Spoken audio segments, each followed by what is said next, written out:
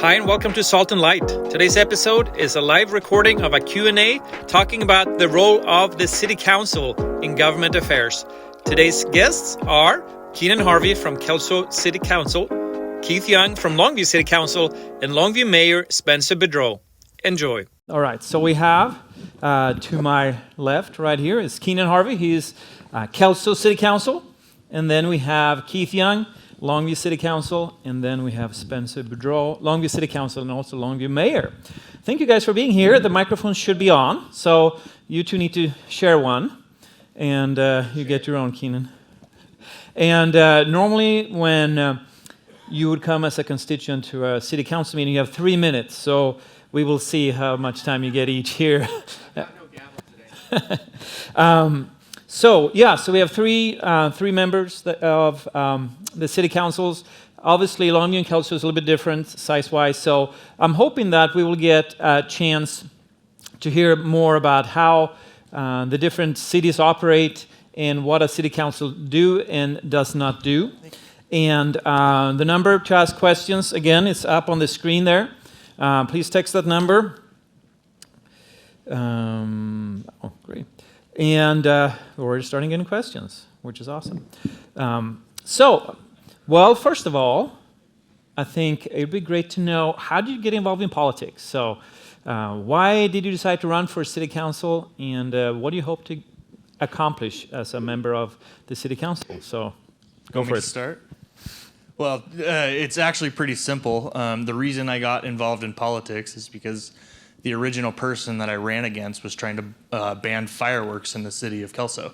And obviously that proposal is something that I'm not favorable of, and so I ran and I beat him, and he was a two-term incumbent, and it was an interesting race, but I prevailed, and unfortunately he jumped on our council 2 years later, and now we butt heads back and forth. The battle continues, huh? Always. All right, Keith. I'm born and raised here in Longview, and found myself driving around one day, spending time with the Lord, but then I started to notice things in my town that I didn't like. We saw increased homelessness, we saw dirty streets, I saw broken roads and things like that, and then crumbling infrastructure, and I began to complain about it. And I distinctly heard God say, someone should do something about that. And in my mode of thought at the moment, I was like, yeah, someone should do something about that, And then he went quiet. And I drove around, and he was quiet. And I stopped, and I was like, wait a minute. The last thing you told me is somebody should do something about it. I'm like, you're not. Oh. So I drove home. And I talked to my wife. I'm like, look, pretty sure I'm supposed to get involved. And prior to that, my good friend Sam had been kind of poking and testing the waters to see who would want to be candidates to some upcoming elections. And there's a group of folks from this church that were, asking people and trying to find out who would be good for school boards and councils and things like that. And it just stuck in my brain that, all right, election's coming up. I have to do something. So I asked my wife, hey, God is impressing upon me to do this thing, but I'm not going to do it unless you're in. And she's like, of course I'm 100% in. And that was the go-ahead, the green light that I needed to get involved. And then, we filed for in the election office, and here we are. Thank you. We're the somebody that has to do something about it now. We put our names on the sign-up sheet. Mine has always been, I guess, in involvement with, whether it was student government in middle school and high school. I did have really good mentors when I was younger, and more impressionable than I might be now. That kind of said, well, you have a lot of opinions, and you like to listen to other people's opinions. You should put that to good work. That kind of started that, and like Keith, I was born here in Longview. I was raised here in Longview. I don't plan on living anywhere else. I like what I do, and I like where we live, and it's it's that salt and light as well. Coming back more into religion as an adult versus as a child is realizing the involvement and the impact I wanted to make. That's the reason behind it, right? It's giving a better legacy, being a good steward for our community and for our people so that we have a good world to live in. Wasn't there a news article when you were like 10 years old on 14. the front page, 14, saying, I'm going to be the mayor of the city of Longview someday? They used a much worse picture than this for it, too. Yeah. And if you can't tell, my head's not actually flat. Keith and I were debating on whether it was a hat or whether you cropped it terribly. That's my bad. It was the picture he sent me, and I asked, your head is cut off. And I said, well, go for it anyway. No one noticed, but here we go. If this indicates how efficient the city of Kelso is, that's actually my headshot from the city, so... Well, so... I actually took the other two, personally. Yeah. So one of the things that has come out is that people don't know what the city does. So having sat in on some, especially Longview City Council meetings, being that I live in Longview, people have all kinds of ideas and opinions what you should be doing and what you're not doing that you should be doing. So what would you say for someone on the outside? What is the role of the city in making our community better? It's like I have a neighbor's tree that's dropping pine needles on my car. There's all kinds of stuff that they think that you are the ones that's supposed to fix that. So what would you define as the role of the city government? And you can pick and choose some of you guys. Well, being as it's the lowest form of government from a hierarchy standpoint, it's closest to the people. And it's where you live, right? It's the government that governs where you live. And boiled down to it, the city is responsible for providing infrastructure, right? Safe streets, safe water, regulation of safe business, fire protection, public safety protection, the basics, right?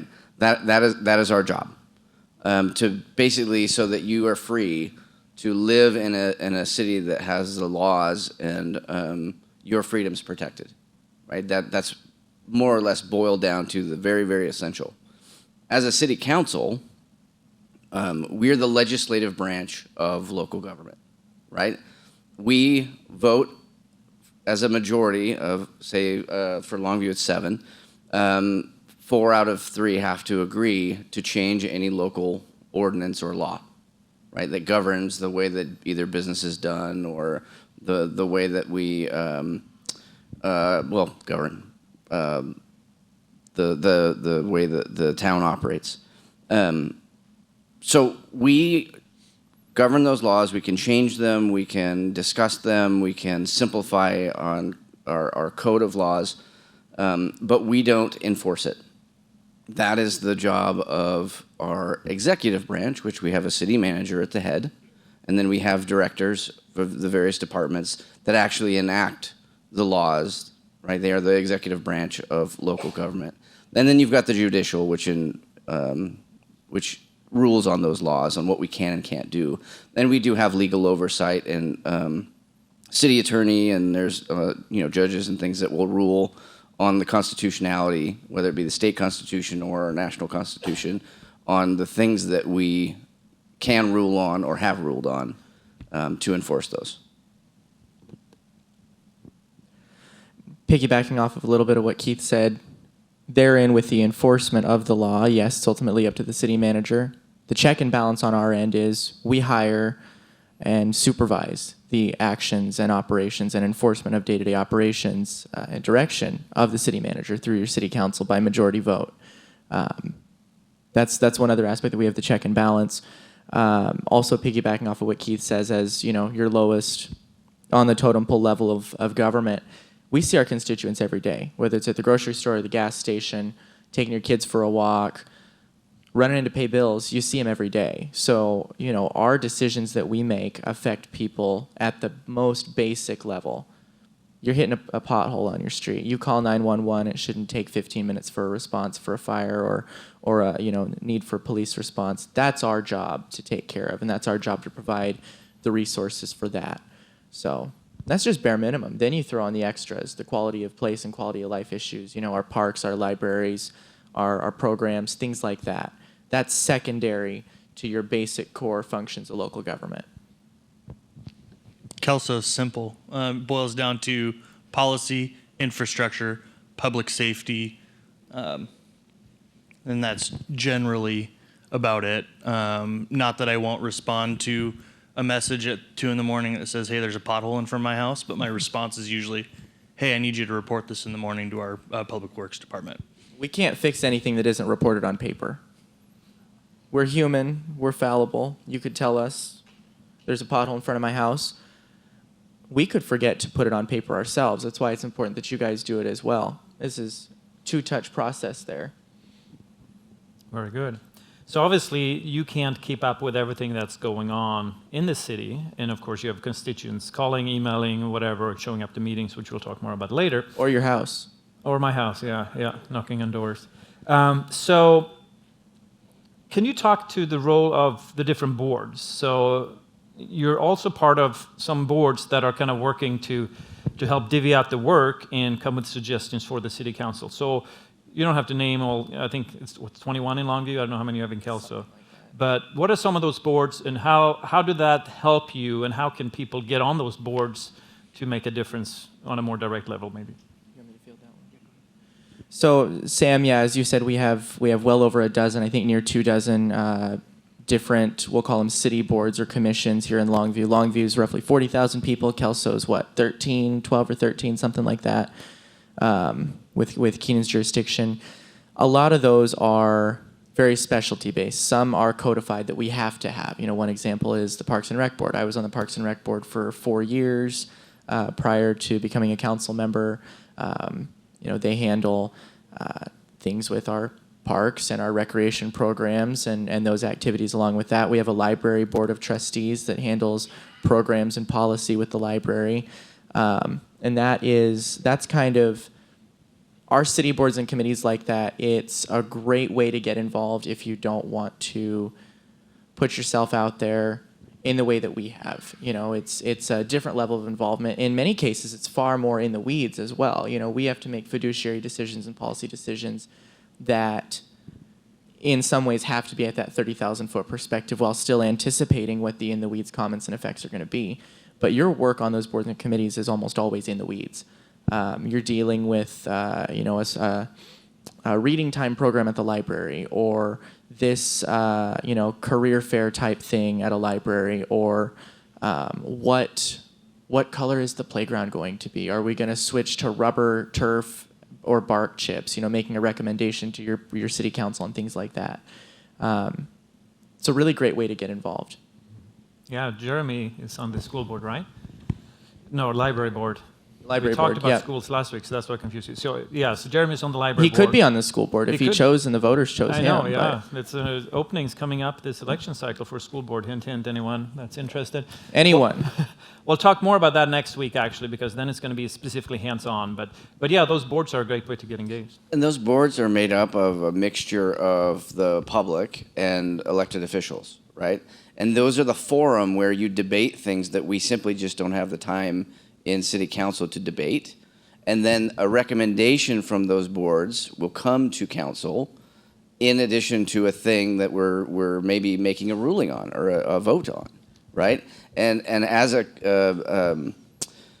committee that we have appointed to discuss such things, that's a heavy weight on what it is that we're making a decision on, right? Because we don't have time to get in that debate necessarily, or not have the knowledge of a million different things.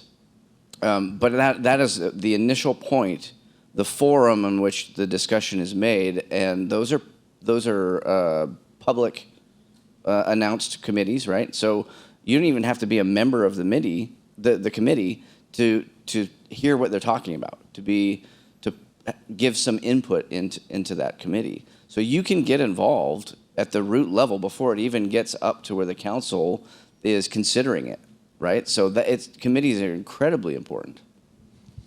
Yeah, and in the city of Kelso, it's a big misunderstanding that our publicly recognized meetings are the place for that back and forth interaction. The back and forth interaction happens at the board level, and then we make the recommendations, or the boards make the recommendations for us to pass at our city council meetings. The city council meetings are really our business meetings. If you want to get in front of a city council member, go to the board meetings and have that back and forth discussion. A lot of the times in the city of Kelso, and I know Longview doesn't have this problem with their 6-hour meetings, but a lot of the times our meetings last 30 or 45 minutes, and people say, well, how do we even know what you guys are doing? And because a lot of our work happens at the board level, and we plan well ahead of time for our meetings. Sometimes it's a second touch for an agenda item, so we get accused of rushing through things sometimes, and that's not the case. We're studying up on the issues all week prior to our actual city council meetings, and a lot of that. We are an efficient government in the city of Kelso. How about you, Longview? We're down to 3 hours. Yeah, so that work really starts at the board level. Anything from and some of it is internal boards like accessory. What do you call them? ADA accessory or ADA advisory committees, accessibility advisory committees, parks boards. But also we serve on boards like for non-governmental organizations like Cowlitz Economic Development Council, Chamber of Commerce, things like that, which are benefiting our downtown districts. The city of Longview, what's your Downtowners Committee? We have the Kelso Business and Community Association. So we're the Airport Authority. So we're serving on all these boards and committees on other times other than our normal city council meetings. Very good. Yeah, to quote Leslie Knope, it's nothing like a public hearing, right, or public forum. So speaking to that, so like you said, much what happens at the meetings, this is where you're going, it's already set. So if we want to impact, yes, we can speak to the motion on the table, but what are some of the public hearings you've had recently? So just kind of give a snapshot in what people have been able to bring to be part of the process on an earlier level. I love getting yelled at our city council meetings. Even if you don't agree with me, it actually makes it feel like we're doing something when our room has people in it to interact with us at a council meeting. For public hearings, we don't. We haven't had a notable one in the city for a long time, other than the necessary ones where we're required to have a public hearing, and still nobody shows up to our Kelso meetings. So please come to our meetings in Kelso. I beg of people all the time. Our last meeting, I think we had 4 people, and 3 of them were accepting proclamations. So when the community comes and interacts with us, that really drives our future policy and the direction that we're trying to go. So we just had a strategic workshop, and where we all kind of sat around in this room as in a room as council members and determined what our future goals were going to be. And those future goals were driven by what the community comes and asks us to do. Yes, we talk to our neighbors. Yes, we post on Facebook. But when you come to our council meetings, it's much more impactful than just word of mouth or your same 10 friends what they want you to do. That has not been a topic that has been approached in the city of Kelso. That's why nobody shows up. Yeah, so Tell you what, they'll come out right? of the woodwork. You put that on there. So this is one example, though, right? The issue of fluoride. So that was a public meeting we had.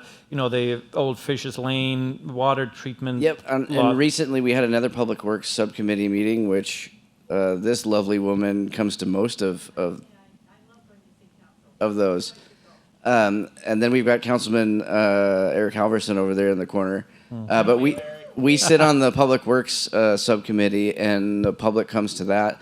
And the last meeting was really fascinating because we had a member of the community that's a landlord, and he had actually made a formal complaint during, or not formal complaint, but he had made a complaint in public comments at a previous council meeting, and the team took that to heart. It's like, hey, you're right. I think that is a problem regarding tenants skipping out on their last payment for their utility, and then moving and getting another apartment somewhere else, starting back up again, and then hopping around, and then leaving all of these things unpaid. Well, the city has to be the creditor in these instances, because we have to basically go through our archaic system and find out where they are, and then go after them for a payment.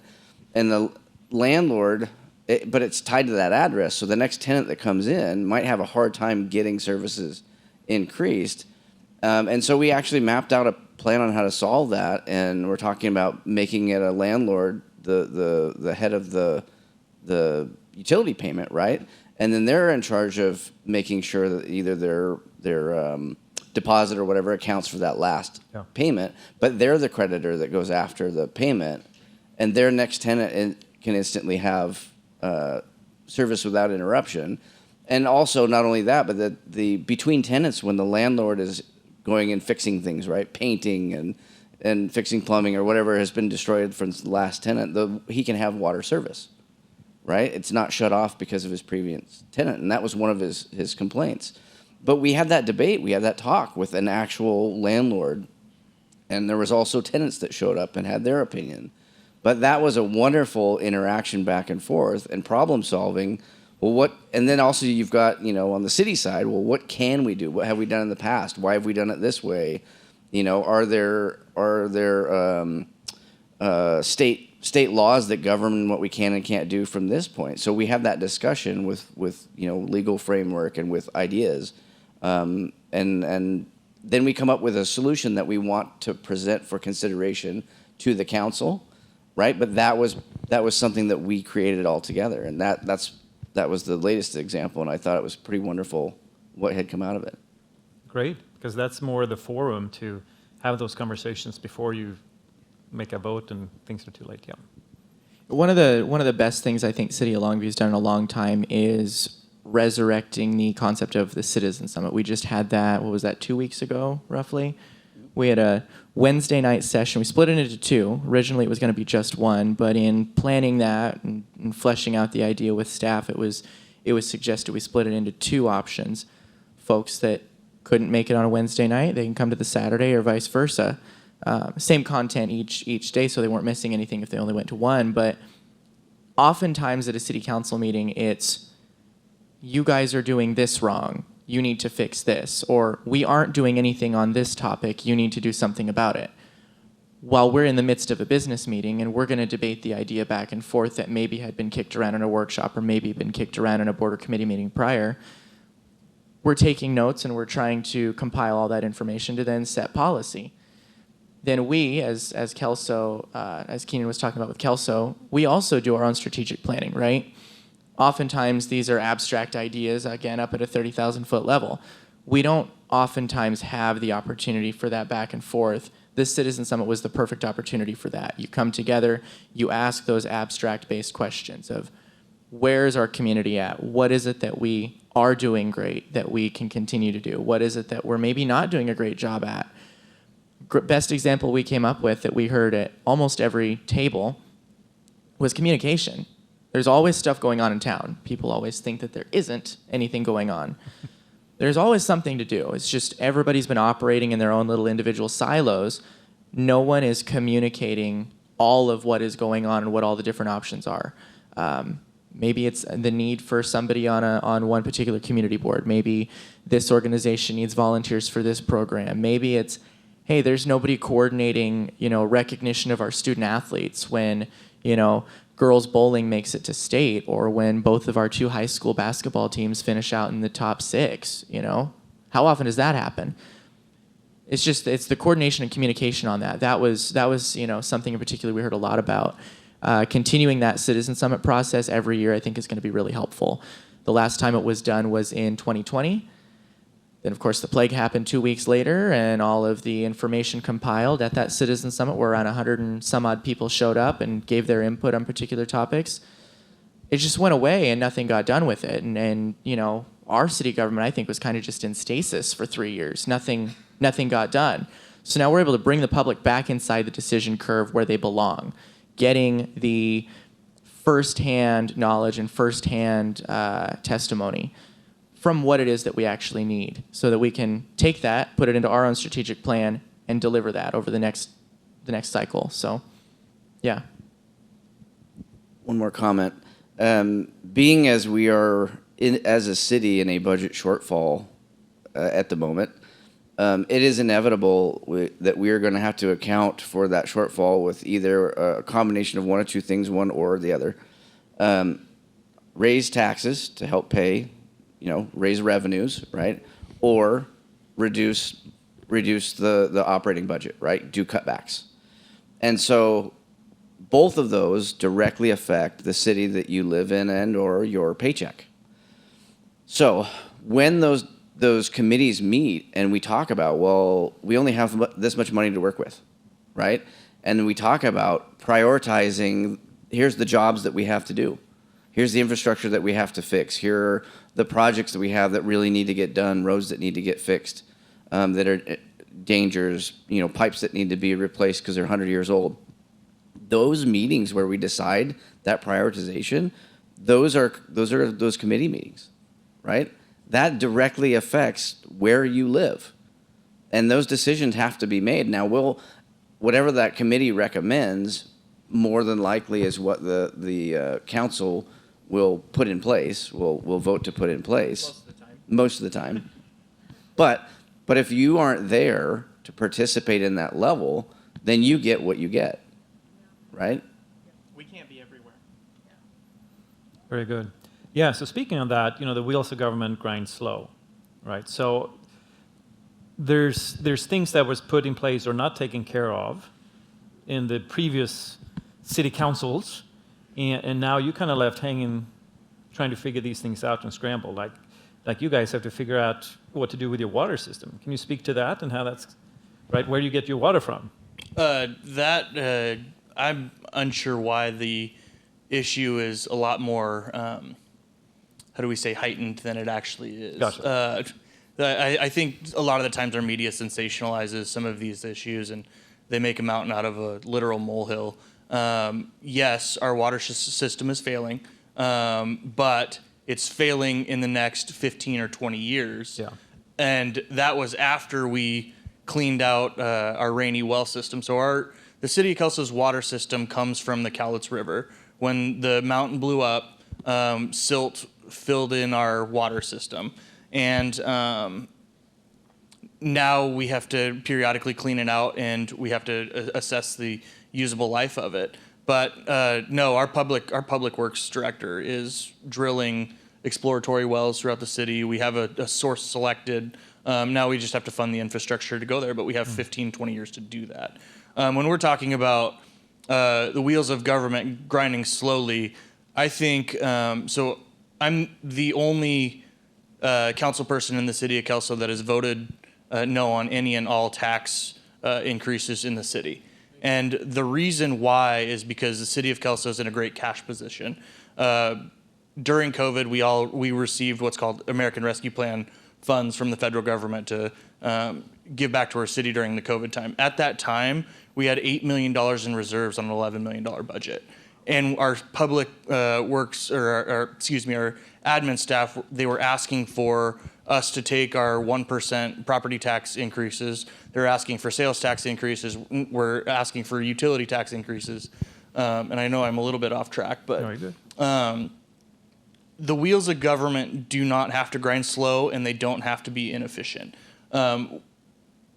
It's really easy to blame past councils or past administrations, specific to Kelso. I understand they got their own mess in Longview, but I don't understand why we can't fix it now and be efficient and effective and get rid of the waste. I don't feel the need to raise taxes when just because we have a budget shortfall. In fact, the city of Kelso budgets a deficit every single year, and because of the work of our admin staff, we make up that deficit. Sometimes well over $1 million throughout the year by not hiring a specific position for a little while, not fully staffing a department. And there's creative ways to make up budget shortfalls and be more efficient at the admin level while overseen by the council. So it's kind of a cop-out in the city of Kelso to blame everything on past councils. Just put your head down, do the work, and let's improve the position. And I think we've done that on our side of the river. Good. I would also say that it's not necessarily past councils to blame for sure. We are getting a new EERP system in Longview, which is basically an overall accounting software that touches everything from utility payments to permitting and stuff like that. Anything that runs accounting in the city.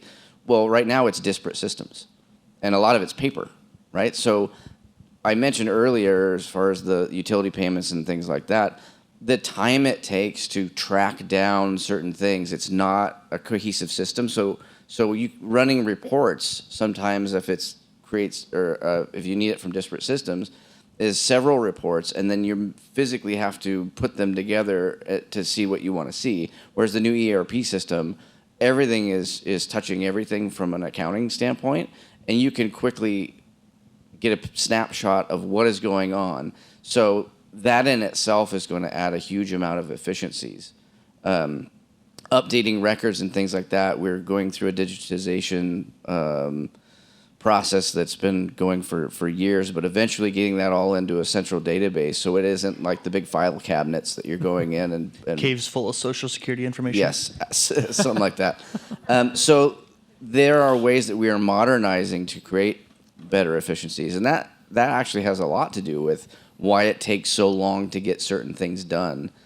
We've recognized that, and we are making decisions to add some modernization there for sure.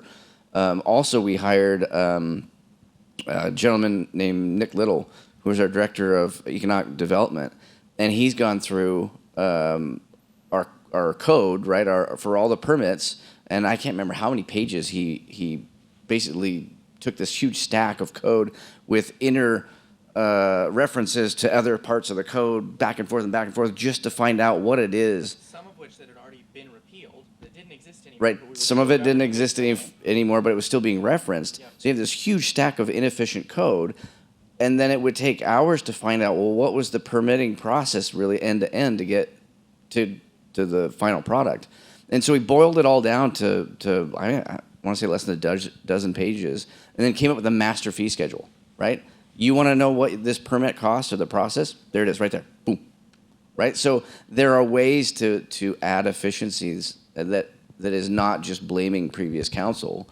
So I mean, I'm sure there are things that the previous council has done, but I would side with Keenan and saying I would hesitate to jump on their previous decisions when I've seen some archaic stuff that we're trying to operate within the confines of, and we're making really great decisions to modernize and add efficiencies to get beyond that.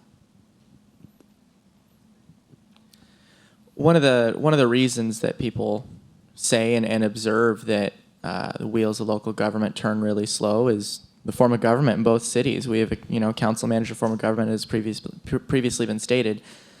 A lot of voters and a lot of people in town assume that because I'm the mayor, I can make things happen. I can't even propose something to go on the agenda unless I get one of these folks to agree to put it on the agenda with me first. We've had this form of government separating the legislative process from the executive day-to-day function since 1969, and oftentimes with those slow processes, it can lead to really good things. It leads to consensus building. It leads to forced cooperation. 50 years ago, almost 40 some odd years ago, and we just celebrated 100 years on Friday, was the Columbia Theater. It took a slow, drawn-out, multi-year process, workshops, task forces, getting the details hammered out in the weeds prior to it, getting in front of a city council to get that purchase for that theater done. That's one example. Another example of this last year was the hiring of the city manager, starting that hiring process, making sure that the council committee that was empowered by the rest of the council to hammer out the details of that hiring process, select a vendor, set the parameters with that vendor to get the council a final result so we can make that best decision for the community. That took a lot of that work, and it was a slow process too. But it really can lead to some of the best end solutions and end results for our people. So. And I think I got to challenge a little bit of what Spencer said, and I understand it's not a debate, but my question is, why does it take that long to do those things? It shouldn't. In many cases, it shouldn't. Yes, and I think the biggest problem at our local political level is, and I hate using political buzzwords, but it's unelected bureaucrats at the city staff level that really try to influence how we are passing the policy. So it's really easy for us to say, oh, the biggest problem in the city of Kelso is our street and roads. And that is our biggest infrastructure problem. But the other biggest problem is I sit with 6 other council members. I've been on city council for just about 5 years. 5.5 years now. And I have other council members that have never sent me an email. So there's this level of a complete lack of communication at the city level where some of the members of council are literally making their decisions at the meetings, and they're not getting their hands dirty. They're not benefiting the city. They're just showing up the first and third Tuesday of the month, and they're trusting 100% of what the staff is saying. And it's not an issue. It's not the same issue that Congress has, where you get handed a 1,400-page bill that you have to understand and have to adopt in 12 hours, right? These are 100-page packets unless you want to get into the weeds for a major code amendment like that. You should be able to read your packet, and you should be expected to read your packet prior to the meeting. We've had that problem before in Longview. I don't think we have that problem quite as often anymore. I disagree. I think there are members of your council that only trust and only listen to your staff. Well, they'll read the packet. They'll read the packet, but they don't really care what the community has to say. They only trust what your staff has to say. And as mentioned, you guys have a communication director, but your biggest problem is communication, but you're in the middle of a budget shortfall. So, I mean, you have issues that are stemming from other members of council not willing to get their hands dirty. And so do we. It's a common problem amongst city councils across the board. It's lazy politicians. I mean, that's just what it is. The best example I've seen in my 4 years in office so far is number one complaint, other than potholes and road maintenance, about our roads in Longview. It's the damn lights in downtown. Nobody wants them. All of the lights on the one-ways. I have not heard a single person say, ever living in Longview for 25 years, that they like those lights. It should not take 6 minutes to cross from 15th to 12th or 11th, but it does, unless you get all 3 lights in a row suddenly by a miracle. Which hardly ever happens. It shouldn't take 15 minutes to drive from Kelso to Longview either. It shouldn't take 15 minutes to drive from Kelso to Longview, but none of us seem to actually want to do anything. We say in a meeting, you've said it, I've heard 4 full members of council say this at various times in a meeting, that we should do something about having all these traffic lights. We still haven't done anything about these traffic lights. Do we really have to do a 2-signature process and take a vote to direct staff to do something like that when we know that each of those traffic lights costs us, an electric bill?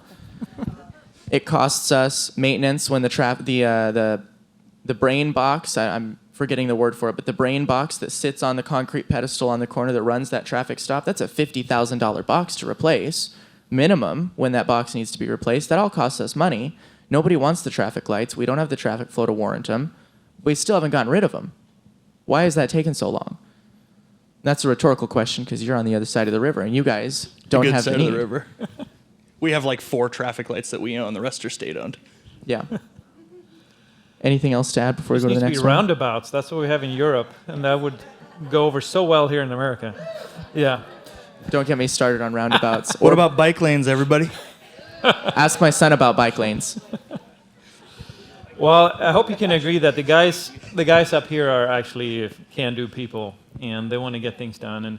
And this goes to show that who we elect for city council makes actually a difference, a very practical difference, because the decisions you make impact us on a day-to-day basis, which federal to some extent, state to some extent, but for sure on a city. They don't hear from our people every day, though. Right, exactly, because if you're in Olympia, you won't hear the complaints in the same way. Jefferson said the government that governs best is the government that's closest to the people. Very good. Yep. You touched on it earlier here, Spencer, but what does a mayor actually do? And how do we elect a mayor in Longview? Okay. In our form of government, we could start the list of what I don't do and what I can't do is far longer than what I can and will do. In our form of government, you elect your city council. It's the Republican form of government, representative republic. You elect your 7 council members. as the legislative body. Those council members whose elections are in the odd-numbered years, they then meet for their new council to form their government the following January after the November election. So the new odd-numbered years. That council then picks their leadership, which is a mayor and a mayor pro tem, or in some cities a vice mayor or an assistant mayor, out of themselves. Somewhat how chairman of the board for a nonprofit organization is selected, or speaker of the house, for example. And it's just like passing a budget or passing a policy. It's who can count to four, who can count to majority, simple majority. So that's how a mayor's elected. I was elected to council in the November 2021 election. I assumed office legally January 1st of 2022, was a council member, just a council member. 3 new council members, Mr. Halverson, Mr. Young here, and Mayor Pro Tem now Lefebvre. They were elected in November of 23, thanks to the voters. They came in January 1st of 2024, last year. We had our first meeting of that council in January 11th of 2024. We held an election to elect a mayor and a mayor pro tem, and I was elected the mayor. My legal job, I sign the ordinances and resolutions that are passed. My name appears on the city paychecks for some reason, even though day-to-day is ran by the city manager. I sign the proclamations. I run the meetings, so you physically, you operate the meeting. You know, you preside over the meeting. You have to keep track of where a motion is at, or an amendment to the motion, or in some cases, a fourth amendment to a single main motion. Thank you to Keith and to Eric for those ones usually. Sometimes it's a hard job because oftentimes we're offering and allowing public comment on every individual amendment to a motion. Every single one of those, in some cases, we're offering public comment to. So we're keeping track of that, and I feel really good that we have a good city clerk that's able to keep track of that on paper to keep the official minutes. But if who here has watched one of our meetings, whether online or in person? We can barely see you guys anyway, so everybody just raise your hand. There we go. So you may notice, oftentimes as people are talking, my head may be down. That's because I'm keeping track of what constituent comments, what constituents are saying. I've been going to meetings, 6 or 7 years prior, 6 years I think, prior to getting elected. Now I've got 4 years on top of that. I've got 10 years of constituent comments, documentation, written down of what people are saying. I can tell you, as long as I remember a name, I may not remember the name, but I'm going to remember the content of what they said, from somebody 7 years ago or 8 years ago in 2018 about, homeless shelter zoning, or zoning in the Highlands when this issue we're now dealing with the after effects of was first talked about prior. So during constituent comments, I'm taking note, I'm writing down, I'm trying to keep track of what people are saying and what people are wanting. So that's where the legal job of it stops. The assumed job and inferred job is I'm expected to be the one to go out to the events and represent the city. If we have an official, visit to, your state government to meet with your state legislators, I'm expected to go to that, be an emissary for that, almost like an ambassador for the city in some ways. Another example, we're going to Washington, D.C. to go advocate for our federal legislative priorities.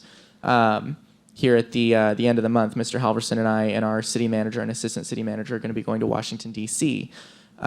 We've requested a meeting with the White House to discuss our city water system. We don't know how far that's going to get, but this is an opportunity where we're able to go and we're able to advocate for our policy priorities. In this case, we're going to advocate for funding for Columbia Heights Road.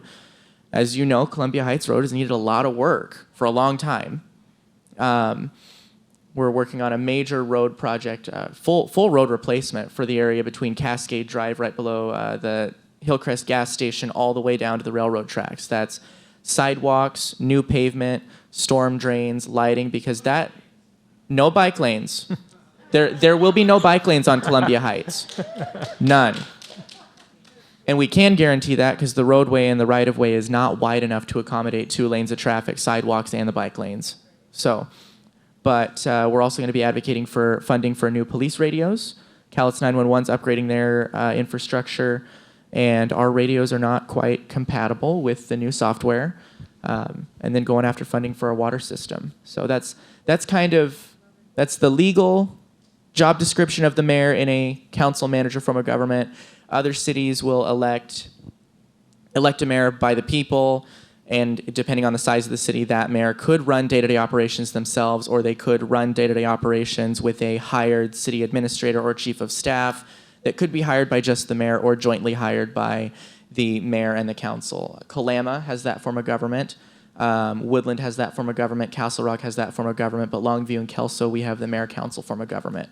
And that's really the most common slot that most cities in America fall into now, is that council-manager form of government, where you're not quite big enough where your mayor is running day-to-day operations and is elected by the people, and it's a full-time job where, like Seattle, for example, I think the mayor makes, what, $300,000 a year or something like that? Have a jurisdiction of 800,000 people, or San Francisco, where the mayor makes $450,000 a year. Your city, once it gets big enough, you kind of go back towards that. Vancouver, I believe, I don't remember if they elect their mayor separately or if they have a city manager that's hired by the council, but that's our nearest big city, so to speak. They're trying to take over Spokane as number 3 in the state. Don't let them do it. Yeah. Good. Thank you. Yeah. It's very helpful. So your position is not a full-time paid position in any way, Right. shape, or form. I get $1,500 a month. Comes to paid the 5th and the 20th. The deposit is $666 per check. So, yeah. But who's counting? Huh? I said, but who's counting? Well, you know, Don't worry, mine's $441 a month. The rich city over here. the rich. Well, and so, you know, bringing up city finances, if I can piggyback into city finances, Keenan got into that with Kelso, you know. Longview being the biggest city in the local area, we're the biggest city on the Columbia other than Portland and Vancouver. We're the hub for our area. The agencies, many of them are located here. A lot of the infrastructure is located here. We're a full-service city, and we're the only full-service city with its own library, fire department, police department, full parks department. It's a gigantic operation to manage. And one of the things that I've been learning about, not just with our city, because I know a lot about our city, but with other cities, is we're seeing this commonality in city finance and operation, where a city kind of reaches its maximum financial operations until you start to get into these heavy cuts, right? Where it becomes too big to manage. It becomes too big to actually keep up on maintenance. And a lot of that came from big federal funding projects, you know, going all the way back to the Depression era. Bigger cities like New York and Los Angeles, they would get millions and millions of dollars to put people to work, yes. It came with strings attached for those federal projects. But these were huge infrastructure projects that were supposed to last 100 years. Now we're getting to the end of that life cycle. And we can't afford to replace those infrastructure projects, those key pieces of infrastructure that have kept our cities operating. The bigger cities can't afford to do it, even if they did raise taxes. So we're scratching our heads here trying to think of this, you know, sleeping giant of long-term infrastructure costs. One good example for us is our suburban streets in West Longview. They were built to, you know, housing tract specs where the concrete slab is put directly on the swamp mud, and it's only 6 inches thick. You go out in places like Gardenia Street out there, west of 38th Avenue, you could have a 6-inch deviation on a manhole cover to where the actual pavement is. We don't have the finances to replace that when it's time to do it, much less tackle big infrastructure projects like our water issue. Granted, I'm glad Kelso's in a great position. That's going to pay dividends to their taxpayers, that they're not having to scramble at the last second to replace your water system like we, for some reason, had to do 10 years ago when we switched from the cowlets. I think we should have just stuck it there, because now we've spent in excess of $100 million on our water system in the Mint Farm. And how's your water? How's your water, folks? Ooh. Yeah. It's chemically clean. We did one of the forever chemical tests that all the cities were doing. 0 parts per billion in our forever chemicals test in our water system. So at least there's that for you. So. Good. Speaking of, you said, you know, the two main ways of, you know, cutting or increasing taxes. Well, how about the third way of raising revenue? And by that I mean, like, what can we do to bring city business in to help broaden the tax base and see more people get put to work? We see, like, coming up from the Portland area, we have, you know, how Ridgefield is expanding like crazy. We see even in Kalama with McMinimans and the timber market. what can we do in Kelso and Longview to attract new business that will actually bring money to the community instead of just figuring out what we need to cut. So I was actually talking to Rachel about this earlier. One of the ways, obviously, is to become an easier place to do business in, right? So simplifying your codes, having your fee structure, your permitting structure very simplified and easy to navigate, much more helpful instead of going to start a business and having to go to City Hall 8 times only to be told every time, oh yeah, now you got to go here, right? Why have it laid out and have more of a concierge type of service that guides you through that process, so it's like the easy button, right? That is definitely one place we can start, and something that our economic development director is starting to implement. Another thing is getting creative with your downtown, right? So in our Citizens Summit, there were some great ideas about, maybe closing off a couple of blocks of commerce from time to time and doing, more permanent outdoor seating and events and concerts and things downtown that would make downtown the center again. Some of it is going to be making some hard calls, right? Like we have a lot of retail space in our downtown corridor that is not housed and not occupied by retail business, right? And that is not right. We can't do that, right? And so that means you got to make some tough calls. And don't get me wrong, I love that we have social services and we have realtors and stuff like that, but they shouldn't be in storefronts, right? Right. That is for retail that drives foot traffic. Right, the kind of foot traffic that spends money, right? We've also, another thing that we can do is the apartments and things that are above all the buildings downtown in Commerce. One of the problems they're having, the owners are having, is either you have a building owner that doesn't live around here, that doesn't care to do any improvements, they're just getting the rent check, or to do any improvements, you have to modernize your sprinkler system, which is probably at a minimum a 6-figure investment, right? That's with state grants if you can qualify. Right. Yep. So getting creative with how we help them achieve that goal, right? So that we can attract more paying wage renters, right, that have money to spend in downtown, right? That's another thing we can do. But listening to the business owners, right? Traditionally, we had a economic development director that wasn't great at listening. Luckily, we have a new one now who is very good at listening. But that's part of it, is you got to take the input from the business community. And there's a bunch of other ideas that we've got on the table, but be willing to make some choices, make a decision and run with it, not sit on the fence. But this or but that or but this, right? Like make a bold move, right? The Port of Kalama did, and look at what they're dealing with. Yeah. We have property along the Cowlitz River from Hall of Justice down that the city owns. That is literally the only viable waterfront property that the city can do anything with. The rest of the port is all, industrial, right? So that's it. That's what we got to work with. So what do we do with it? No one's ever talked about what we do with it. Yeah. So that's one of the ideas, is come up with a plan, and let's make that something to come see. Love that.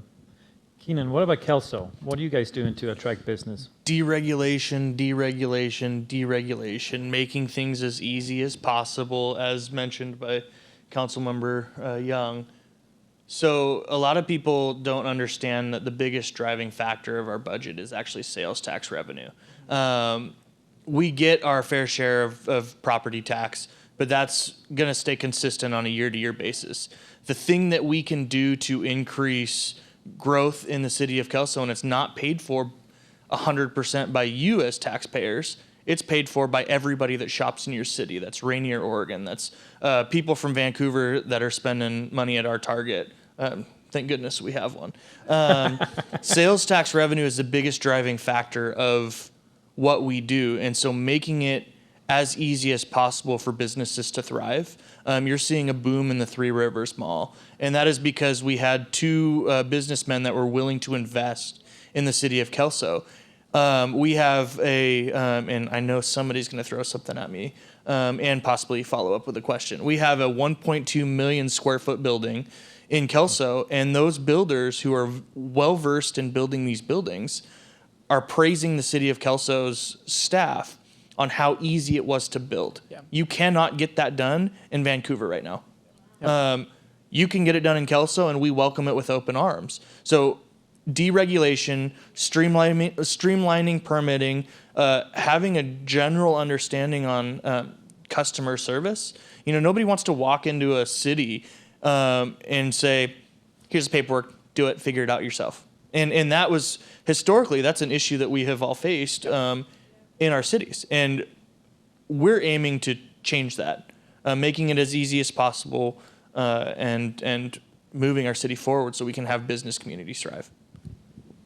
And absolutely, coming back to Longview and piggybacking off of what Keith was talking about, Nick Little, his previous job before he went back public sector, he was with the county for a while, but his main private sector job was exactly what I do for work.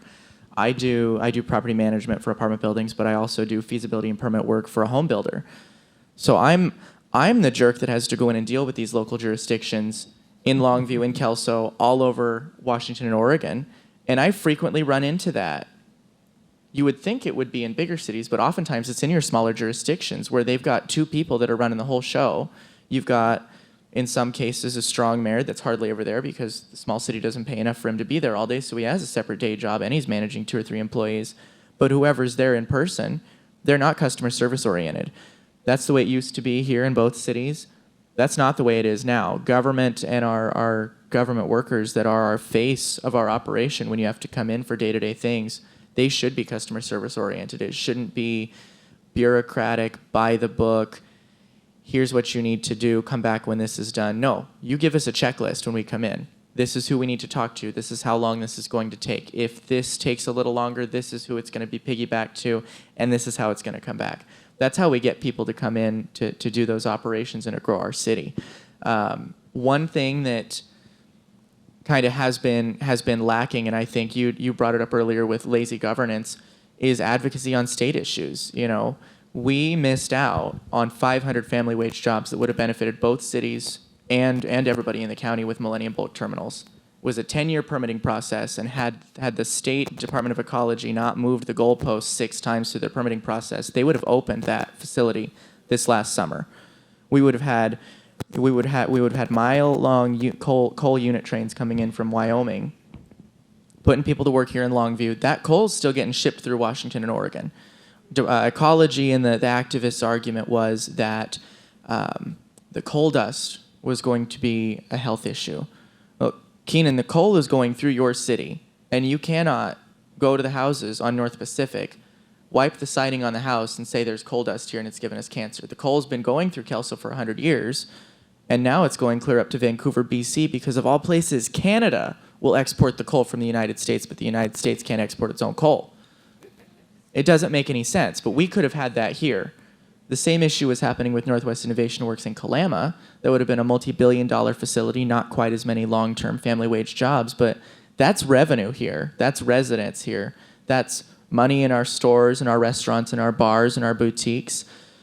It's revenue going in based on sales tax and B&O tax that pays for our essential services and then gives us enough to cover and do expansions and improvements with our quality of life issues to make us a community of choice. We have to make it more business friendly, and in some cases that's going to mean taking the fight to our proverbial Goliath, which is the state and federal governments. One thing that we could have done as a city at the time, and I was 17, 18 years old, so what was I going to do? I was beating my fists at a podium saying, here's what we should do. We should have taken the fight to Department of Ecology and said, look, this is an interstate trade issue that you're getting involved in. This is not your game, and tried to call in the federal government at the time. We didn't do that. Yeah. So speaking of that, with everything going on in Olympia right now, state trying to get more and more meddling in everything and anything, how can you as city governments protect our rights as citizens? And how can you make sure that we don't pay more taxes and that we don't see the autonomous life we have as citizens of a city be trampled by Olympia? So, Councilmember Halverson and I had put together a 2-signature item to. Did he? Oh, yeah, I can't see. But we put together a 2-signature item, which actually didn't pass. But to limit, because the state is talking about raising the maximum property tax percentage from 1%, which was restricted by a vote of the people, right? Raising it back up to 3%, so that every year we can raise it 3%. We were going to restrict it on a local level, right? Eventually, if for future councils didn't they want to go to the 3%, they could have changed it, but we would put an extra obstacle in the way to make that difficult. Unfortunately, we didn't have the support that we needed at the time. It may resurface again, but that is some of the things that we can do. Is we can enact local laws that maybe put in some obstacles on council's ability to knee-jerk reaction and increase taxes. One thing that was done while I was a candidate 4 years ago and prior to assuming office was the city council of Longview passed a resolution banning, I believe it was either banning a city income tax or banning a city head tax. It was came out of Seattle kicking around the idea of a city income tax, and the state of Washington's legislature kicking around a state income tax, which they did technically adopt an income tax with the capital gains tax. The IRS says capital gains is income. State of Washington's legislature says it's not income, but that was passed in a local effort to say we're not going to do that locally. We can do more things like that too, and then getting more involved, being the bulldogs on your behalf. Yes, the city pays state lobbyists to go advocate for or against measures that are in the best interest of the city, but we're the lobbyists you elect. We have the ability to do that too. Recently, for work with my day job, I was up in Olympia last week testifying against the rent control bill. Rent control as a whole on a private property rights issue is abhorrent. But what we've seen in cities and jurisdictions and states where they've done rent control already, the goal is to protect tenants and provide stability. The issue in rents continuing to go up is driven by a couple factors. One, your property tax is going up every single year, as mentioned. Not just from your city, but from your state. The valuation's going up, so of course the dollar amount you're going to get taxed on is going to go up, even if, by chance, no governmental entity actually increased the rate. You're still going to end up paying more because your property's valued more. That's driving up rents. Cost of insurance is driving up rents. The cost of construction is leading to higher rents because people aren't building, and in many cases it's because it's hard to do business in certain jurisdictions to build new housing. We won't do business and build housing in a jurisdiction where we have to go to their planning department 6 or 8 times, or we call them for a simple question and they won't answer the phone. We don't do business there. And we're just a small operation. We do 30 houses a year. Imagine apartment builders. They don't want to do business where they're not welcome or don't feel appreciated or welcome either. That's one other example too. Yep. Keenan, you're making a face at me over there.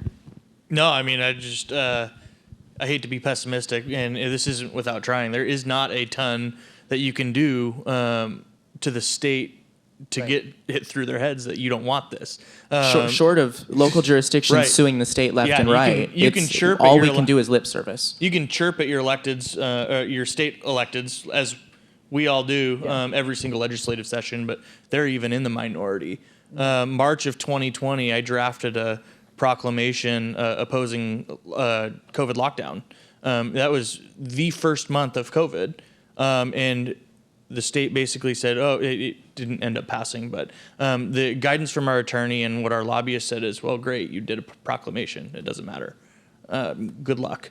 Same thing with bike lanes. There's a proposal in the city of Kelso where the state wants to create a safe route to whatever. What do you guys call it? Safe routes to school. Safe route to school, something like that. Where their proposal is they're dangling a $900,000 carrot in front of our face and saying, you guys are going to improve your streets, but only if you add bike lanes. Now we're talking about 4th and 5th Avenue in Kelso, which are steep. Those are the one-ways past the county building, past the sushi, past the museum.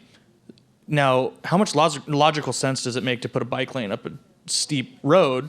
And in that same proposal, they're talking about narrowing the Allen Street Bridge because apparently the bike lanes that are already there are not bike laney enough for them. And they will not give us the $900,000 if we don't add the bike lanes into the proposal. So That's what we just went through in Longview, where who misses 4 lanes on Washington Way? I do. I understand the intent behind the bike lanes. We technically, so the new council and the new council majority came into office last January. The project was already in process. City money had already been expended.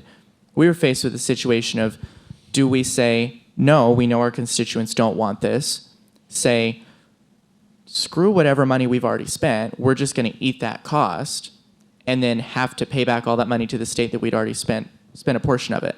That's why you still ended up with those bike lanes, is that at that point it was not the right fiduciary decision to make. All we can do is just not take those, projects and project monies with strings attached. Because that's oftentimes what the state and feds do. They say, here's the money to solve your problem, here's the strings that you have to abide by. And if you don't, you get nothing. These are happening in smaller jurisdictions too. Vaders even having to do things like that. And so I think it brings up a kind of an overall point of elected life, and I will never vote for any proposal. I don't care how many hundreds of thousands of dollars they dangle over our heads. I'm not going to vote for a proposal with bike lanes or significant roundabouts in the city. But I think one thing that people forget is that we can be as principled as we want as leaders, but if we're not pragmatic at the same time, then we get nothing done and we move nothing forward. And it's kind of the Ben Shapiro had a whole segment on this. Principled leadership is important, but so is being pragmatic. It's kind of like Starburst. You have to eat the orange Starburst to get to the pink one, right? And the orange Starburst doesn't taste as good, but the end goal is that you get the pink Starburst out of the deal. And we see this with, I was a yes vote for a kayak park in the city of Kelso. And I was a yes vote for the kayak park because that's how I got the full ADA accessible park that benefits our South Kelso neighborhood. Yeah. And I got some flack for voting yes on a kayak park, which was 99% funded from the port. But it was the right move to make to get the full ADA park to benefit our lowest socioeconomical area in the city. So sometimes we have to give up some things to get for the greater picture. Mm-hmm. It's coming back to the consensus-based decision-making and building camaraderie between our folks. Keith, what do you think? I don't have a button to turn your microphone off. Can you tell who's been the politicians the longest, Spencer and I? I'm the one that didn't want to be a politician. I got told I had to be. No, but actually I enjoy it, and you really do need to have thick skin because you won't ever make everyone happy. Yep. Right? And that's where it takes wise counsel. That's where it takes pragmatism, right? And that's where it takes having a clean conscience before God on the decisions that you make, right? Because ultimately, that's who you answer to. Because any time that I make a decision, it's never the same 2 people that agree or disagree with me. It's wild, right? Like one day they're my best friend. That was the greatest decision. You go, and the next week, like they won't speak to me. They won't make eye contact with me because I made a decision they didn't like. You have to feel good with God with the decision that you made. That's right. And so that's where when they were talking earlier about that the moral part of it is so important, right? Because ultimately, a government of the people can't function if you don't have moral leaders, right? That's why anarchy doesn't work, right? Without God, or let's say libertarianism doesn't work without God. Right. It can't, right? Men who govern themselves without God as the center point, yep. It will descend into chaos, and then it will be absolute anarchy. They're not governed. Because exactly, so they don't answer that higher power, and it's so very important. But not everybody has that same moral grounding in council, right? And they're free to do their thing, but it's hard sometimes to make decisions if you don't have a majority that has the same framework. And so a lot of this you get into bickering and slows everything down, and or decisions just don't get made because of that. And then it comes down to the kind of your statesmanship on, getting to the pink starburst, right? Okay, would you accept putting this in place, and I'll concede this if we can get here, right? That's where that comes into, and it's really important. And unfortunately, when you have lazy politicians who are unwilling to play that, nothing gets done, right? If you are willing to take 2 steps forward while giving up 1 step, you just made 1 step, right? But it's uncomfortable. A lot of politicians, that 1 step back is a defeat. Well, I just want to win, right? Well, okay, that's not the way that it works, because you work Winning for everybody. right. You make decisions with people that don't agree with you. So how do you can't and just because you may have a majority on certain things, don't bully your way through, because later you're going to need to work with them. So it's an interesting dynamic in politics, and one that I've quite enjoyed. Chess, not checkers. Yeah. I'm going to ask you one more thing, but I want to talk a little bit first to our audience. But I want you to think of what is the one thing that makes you hopeful for your city. As you're engaging in this, what keeps you going? But before you answer that, these guys are sticking the neck out for you guys. We've had everyone who's been here that's an elected official. They're sticking their neck out for you guys. And I hope that you see that they're worth more than just a vote come November, or a vote come August for a primary. They need to be supported and prayed for.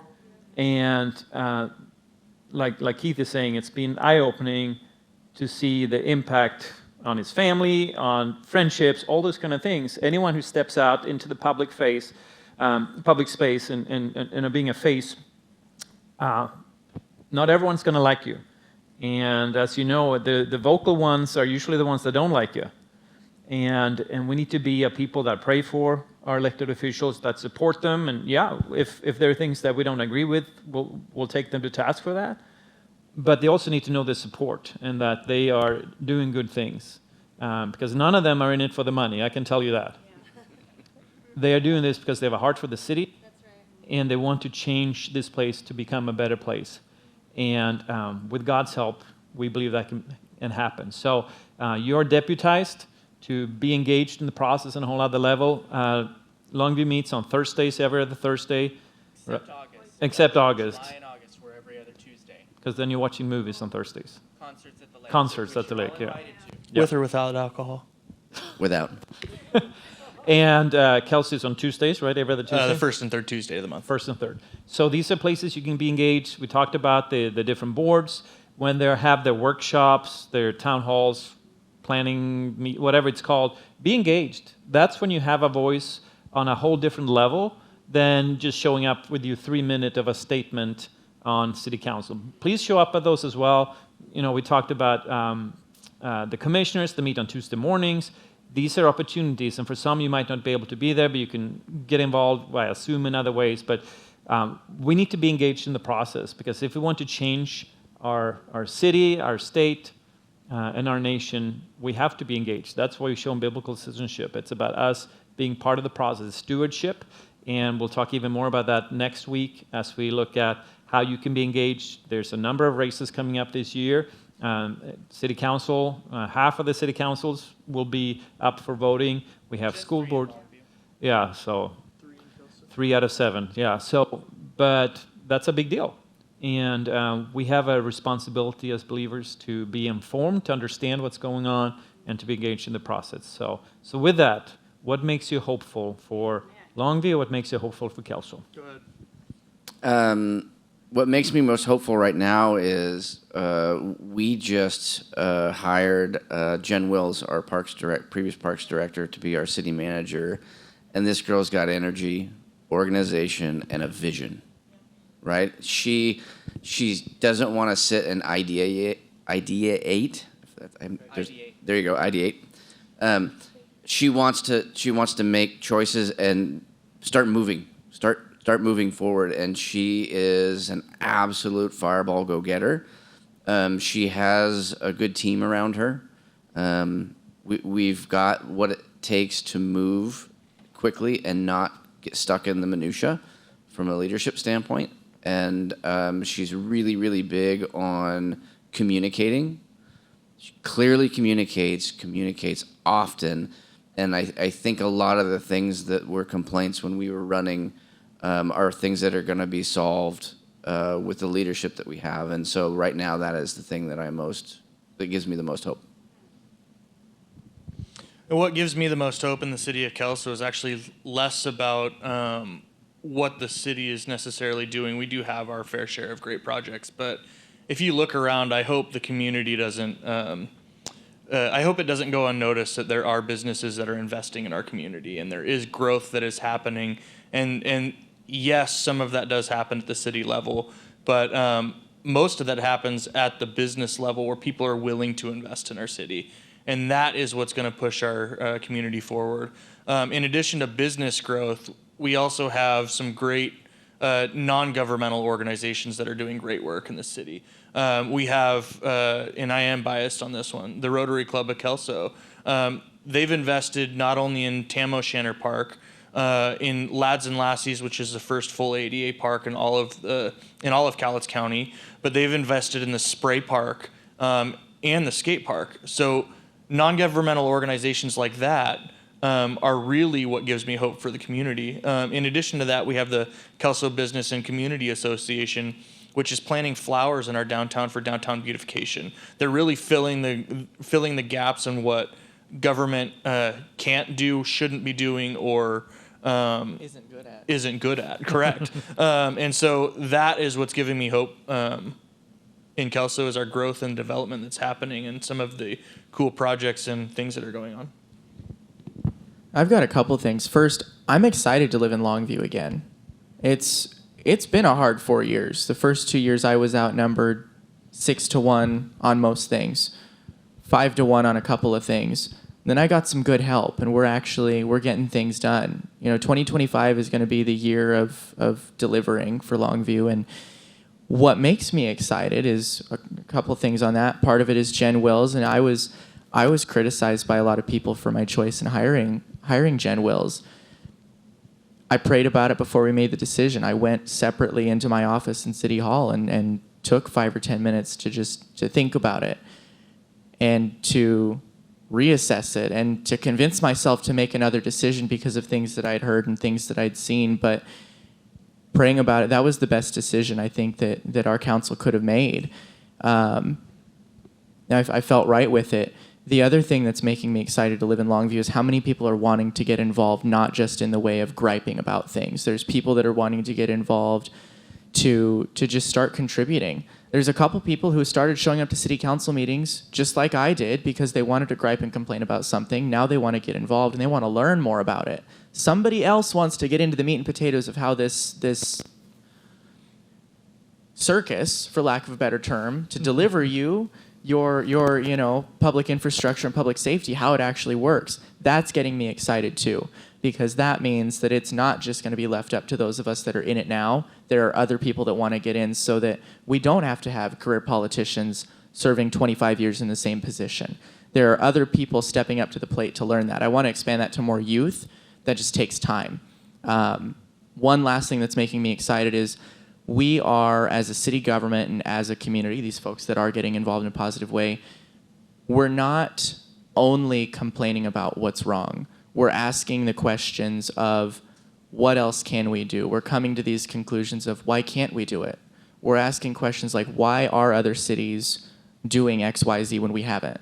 It's because we've spent so long bickering about everything that is wrong, we haven't focused on how great things are to begin with and the base that we have. So that takes us here today, those of us that are here in the audience, are folks on, is this streamed too? Are people at home watching? Yeah. Okay, so streamed and anybody else that you get to get involved. That's what I'm excited about. And that's for both cities too. So thank you. Very good. Aren't you excited to have these guys as our city council people? Well, thank you guys for coming. We'd love to pray for you guys. We know that it comes with a price. And want to stand and lift you guys up in that. So if you want to extend your hands, that'd be great. So Father God, we thank you for, first of all, your plan and your love for Longview and Kelso. we thank you for this beautiful area in the world that we get to call home. And thank you for the love you've given us for this place, and the love you've given Keenan and Keith and Spencer for our community, for calling them to be a voice of reasons, for speaking life, to be can-do people, and for wanting to change this place for the better. And I pray that you give them wisdom, you would give them guidance. Lord, I pray that they would know what you've called them to do, Lord, that they would be able to stand firm and be bold and courageous for the decisions that needs to be made to make this place better, Lord, within the framework of what you intended and what our founding fathers intended for city government, Lord Jesus. And that we would see that this place would be a place that would thrive, that this would be a place where people want to live, want to raise their kids, and have a family, and that this would be a place to get a good job and good education, good recreational things to do, that this would be a place that people would want to come and live to, Lord Jesus. We're tired about all the garbage and negativity that people have had about Washington and Cowlitz County for a long time, but we know that this is such a gem, Lord, to be here in Longview and in Kelso, and we want to be people that speak life and work towards the peace and the prosperity of the city where you've called us, whether that is Longview, whether it's Kelso, and as it's a twin city, whatever happens in Kelso affects Longview and vice versa, Lord God, and that we together can seek the best for this place, Lord. So we love you and thank you. We thank you for the sacrifice that these gentlemen are doing for their families, Lord, and for the choices that they have made to bring them to this place, and that you would continue to guide them, Lord. Protect them, keep them safe, and give them courage, and keep speaking to them, and let them know your presence, and know that they're not alone. So we love you and thank you, Lord, and we ask this in your mighty name, Jesus. Amen. Amen. Amen.